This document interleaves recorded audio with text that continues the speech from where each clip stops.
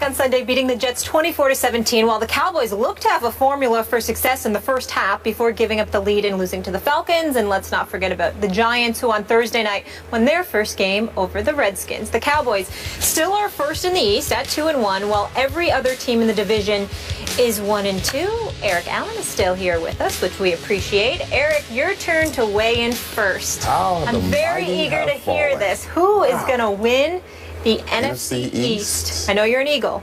Yeah, listen, Eagles got a big win. That was a huge win. But there's still a tremendous amount of questions for this football team. I'm glad to see the defensive secondary, 3 interceptions. Walter Thurman, a couple guys coming with some big plays, attacking the football, which is great. First time we've seen that kind of consistency in the backfield for a couple years now. Offensively, a lot of woes. They had 108 yards. This is the mighty Eagles. 108 yards passing. That's ridiculous. That's genius. Chip Kelly, genius. Unbelievable. No big plays. Where's the big plays from the Philadelphia Eagles? We used to see, 20-yard average receivers, guys, catching the ball across the middle. So I'm not sure what's going on with the Philadelphia Eagles. My bank and my money is on the Dallas Cowboys. Thank you. Even with the injuries. You guys talking about? Even with the injuries. And I am not a Cowboys fan, as you know. With all the injuries, this team can run the football effectively, like they showed in the first half. Yeah, Atlanta's a much improved football team. Okay, they do an outstanding job. Julio Jones has like 36 receptions, the most in NFL history in the first 3 games of the season. Very difficult to stop him. The running game was going to have great balance, and they figured out that Wheaton is going to be okay if there's a balanced attack. But if we make him throw, if we stop the run, load the box up, force him to throw the football, there's going to be some issues there. But I think the Cowboys, Rod Marinelli being able to scheme, will be able to overcome some of those issues. I have the Dallas Cowboys eventually winning the NFC East. Talk more. I want to hear some more. No, I don't you like that? Yeah, I know you would like that. I know. And because when Romo gets back, and when Dez gets back, hopefully after the break for this football team, they're going to have that guy. Because right now, the number 1 receiver, well, he's not getting it done. Terrence is not getting it done. I thought I told you I didn't want to hear no more from you. So Dallas Cowboys. I tried to tell you that. Winning. I tried to tell you NFC that. Don't ignore me, Eric. Yeah, Don't ignore me. Cowboy hater. In all seriousness, I've conceded a couple of weeks ago that the Dallas Cowboys are going to win the NFC East. Hey, look at that. I said to you, EA comes on the I scene. saw how atrocious the Philadelphia Eagles were. And in fairness to you guys, I haven't been totally revealing. It's not just the way the Eagles look. It's the way some of those guys I still hear feel about Chip Kelly. Now, I'm not going to revisit that, but that was a very, very real problem. It continues to be a very, very real problem with Chip Kelly. Chip Kelly is a guy that some would say they have won in spite of, not necessarily because. Now, there's but so many jobs in the NFL, and they're going to go play for him because people want to play in the NFL. But the Cats ain't excited about playing for Chip Kelly. The mad genius, Mr. Experiment and all of that other stuff. I mean, that star has dimmed considerably. Make no mistake about it. And I think when you combine that with the weapons that you see Dallas have, even in the midst of them losing the way that they lost yesterday, the only team I see capable of doing that to the Dallas Cowboys, what Atlanta did to them in the second half, is the New York Giants. Because of Odell Beckham Jr. With Randall, assuming that Victor Cruz ultimately comes back.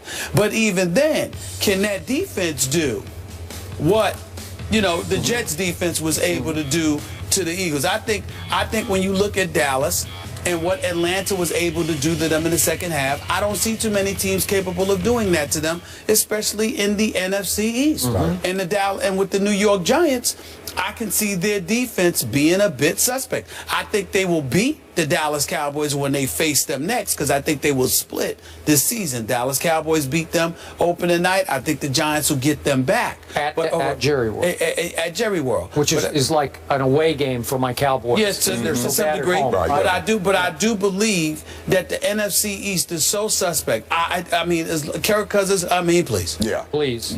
Don't get me started with him. He's allergic to bright lights, okay? He don't want any part of it. The brighter the lights. I mean, you want to have a shot at winning if you're the Washington Redskins, stay off of national television. Because that way Kirk Cousins will be more than happy to show up.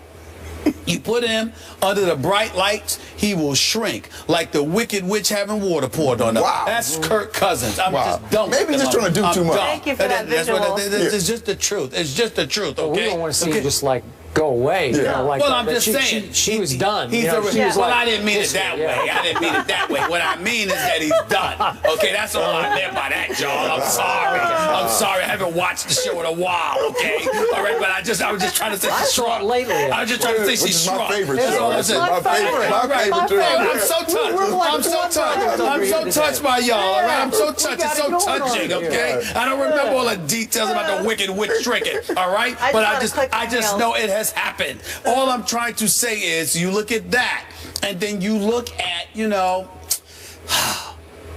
the Eagles.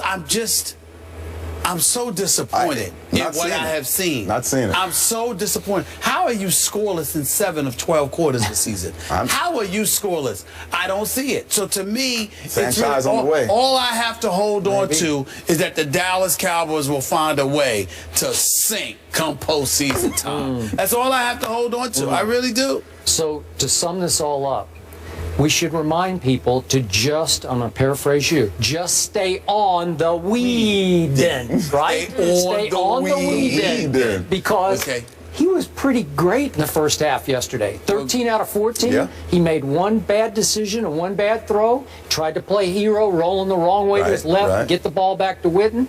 Doesn't have to do that. Feeling himself a little bit. For the game, again, seriously, when I look at completing 22 of 26 for 232 for Brandon Weeden. I told you, if I told you that on Friday, you would have said, oh, they win that game.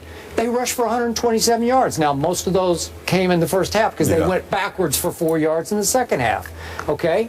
So, look, I'm going to sum up what happened to these Eagles at the Jets. I firmly believe this. It was the classic case of the whole world said, the Jets are going to walk away with this game, and Sam Bradford might not survive it. He might not literally, football-wise, live to tell about this experience at Jets. And the Jets just didn't show up. No. They didn't show up emotionally. And you can't do it against a still decent and somewhat talented NFL team. I don't care who it is. It's called even Sproles. one coached by Chip Kelly. Yeah. What's it's called Sproles. That's what it's called. And Sproles. Yeah. Okay? You can't let him loose on a punt return or you're going to lose. Your quarterback, who's just okay. You're just trying to get through the night with Ryan Fitzpatrick. If he's going to have to throw it, I don't have in front of what was it we talked about earlier, 58 times? Yes, 58 times. And if he's going to throw 3 to the other team, and then Brandon Marshall's going to try to make the ultimate hero play and lateral it as he goes down to nobody except the wrong team, that's 4 turnovers and a punt return.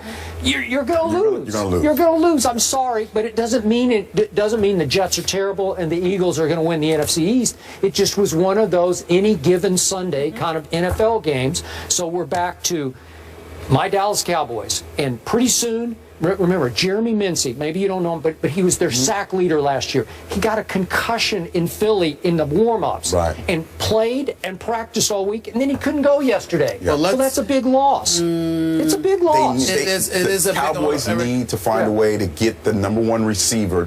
Terrence needs to play better. He needs to score. They can't get down by a lot and have to throw. He needs to be the #1 guy. They were up 21-7. 28-14 and got shut out in the second half. I don't want to hear something about they need to be up. They lost because they got ramrodded because their defense was suspect when it counted. Now you can jump on that because of the Giants. To throw, Stephen A. That's when they're in trouble. The Giants should be 3-0. Trust me, I believe that. But I get that they're suspect in certain areas, and I can't trust them either. But they could be 3-0. I'm not writing them off. They could, but they're not. And at the end of the day, Skip, here's the bottom line, okay? All of these things that you point out just plays right into my hands. You see, the Dallas Cowboys are elevating in levels of significance because once he's upset this morning. Why? But just give it because they lost. Because you know he's always heartbroken. I mean, listen, this is the guy. This is the guy that quit on the Spurs and was getting ready to just eradicate his column because the Spurs lost a regular season night and messed up his column one day. This is ridiculous. That's how emotional it gets. That's how emotional it gets. It's just one night. It's just one night. But trust you me on this. Trust you me. By tomorrow, The smile is going to be back on his face. He's going to be all right. He ain't going to be melancholy. He's going to recapture the momentum, talking about what they're going to do. And trust you me, all of these foolish, ridiculous Cowboy fans, Cowboy Nation, the worst fans in America, by the way, they're going to jump right on the bandwagon. They're going to jump right on the bandwagon, and they're going to sit up there and go like this. We are going to be all right. We are going to be all right. Oh, please. Greg Hardy, Rolando McClain, Randy Gregory, Jeremy Mincy. Let me have them all back and let's see that smile wiped off your face. Last comment, I swear to last comment, I swear. Those very people that you're relying upon, are you sure they're going to last the season? I mean, it could be anything. It could be anything. Thank you so much for being here. You know what? I love you, and I wish you'd stay. We got to go to break. I'm just saying. Skip resilient, just like those Cowboys. Peyton Manning and the Broncos get a decisive win over the Lions in Detroit and are now 3-0. Can the Manning questions now be put to rest? We'll answer that after the break. Not laughing about Greg Hardy. I know. Know that.